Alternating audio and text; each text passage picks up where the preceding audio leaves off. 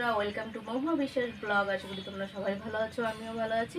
সকালবেলা চান পুজো সেরে চলে এসেছি রান্নার দিকে। এটা রোজগারের কথা, রোজগারের মানে তোমাদের সাথে শেয়ার করি যা যা করি। তা আজকের মেনু তোমাদের সাথে শেয়ার করবো। এই দেখো, পটল কেটে নিয়েছি, কেটে ধুয়ে নিয়ে আসলাম। আলুও কেটে ধুয়ে নিয়ে আসলাম। আজকে আলু পটলের তরকারি করব।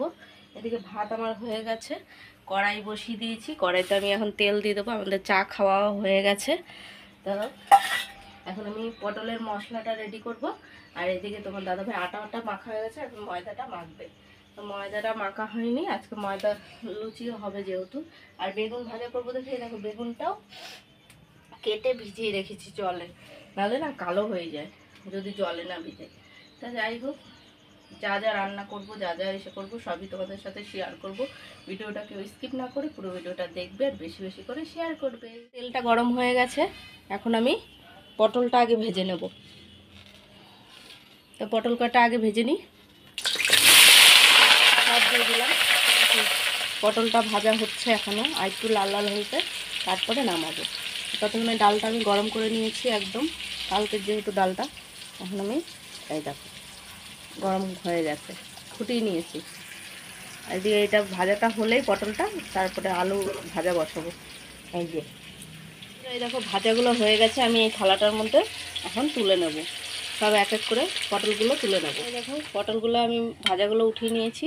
তার মধ্যে আমি ফোড়ন দিয়েছি, এই দেখো গোটা গরম মশলা, জিরে, তেজপাতা দেওয়া হয়ে গেছে। আর এটা লাল লাল হলে আমি আলুগুলো দিয়ে দেবো। ঠিক আছে, আলুগুলো ধুয়ে এনে রেখেছি, দিয়ে বাসন টুকটা ধোয়া হয়েছে।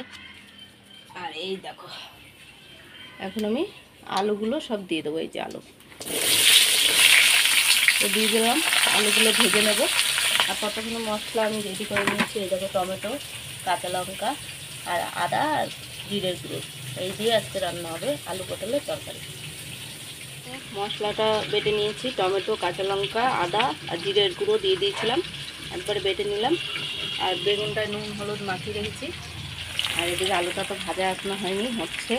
লাল লাল হওয়ার পরে দিয়ে দিলাম নুন আন্দাজ করে, কাশ্মীরি লঙ্কার গুঁড়ো, হলুদ গুঁড়ো। আর এখন আমি বাটা মশলাগুলো সব দিয়ে দেবো। সব দিয়ে দিলাম, দিয়ে এখন কষিয়ে নেব। বাটা মশলাগুলো দিয়ে দিয়েছি, এ দেখো ধুয়ে ধুয়ে সব দিয়ে দিয়েছি। এখন আমি কষিয়ে নেব।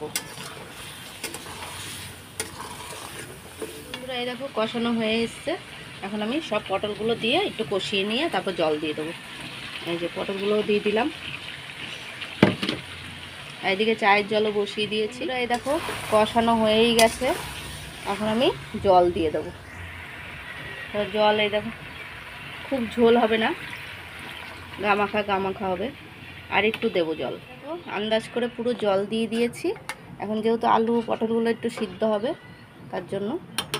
আর এদিকে চায়ের জলটাও ফুটে উঠেছে, এখন পাতা দিয়ে দিয়েছি, দিয়েই ঢাকা দিয়ে দিলাম। আর এই যে গ্যাস অফ করে দিলাম।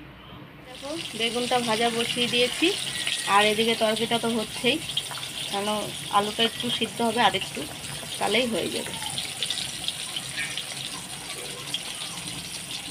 আর এদিকে চাটা এই দেখো পাতা দিয়ে তো ঢেকে রেখেছি। আর এইদিকে কত বাসন জমেছে, আবার মাজবো। এই যে তো দাদাভাই দোকানে মালপত্র নিয়ে আসলো, তাই তো এটা হয়ে গেছে। আর এই যে গরম মশলা দিয়ে দিচ্ছি, তা আলু পটলের তরকারি কমপ্লিট। এই দেখো খেতে চলে এসেছি। এই যে আলু ভাজা, তার মধ্যে একটা বেগুন ভাজা আছে আমার জন্য। আলু ভাজাটা শেয়ার করতে পারিনি, তাড়াহুড়া। আলু পটলের তরকারি, আর এই যে ডাল আর ভাত। আজকের মেনু এই। তোমার দাদাভাই আর ছেলে খেয়ে চলে গেছে, ছেলে গেছে স্কুলে, তোমার দাদাভাই বেরিয়ে গেল দোকানে, এই যে নেই, পুরো ফাঁকা। এখন আমি একা, আমি এখন খাবো, খেয়ে তারপরে যাব দোকানে। তোমরা তো জানোই আমার দোকান আছে।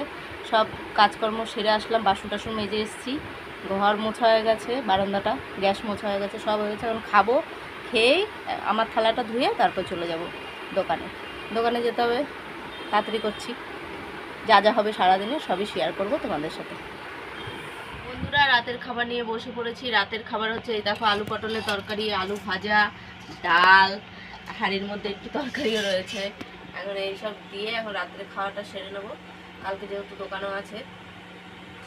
ডাল দিয়ে দেবো রে, দাও। কালকে যেহেতু দোকানও আছে, দোকান যেতে হবে। কালকে নতুন ভিডিও নিয়ে আসবো। ভিডিওটা যদি ভালো লাগে লাইক কমেন্ট সাবস্ক্রাইব করো, পাশে থেকে সাপোর্ট করো, ভালোবাসা দিও। Good night.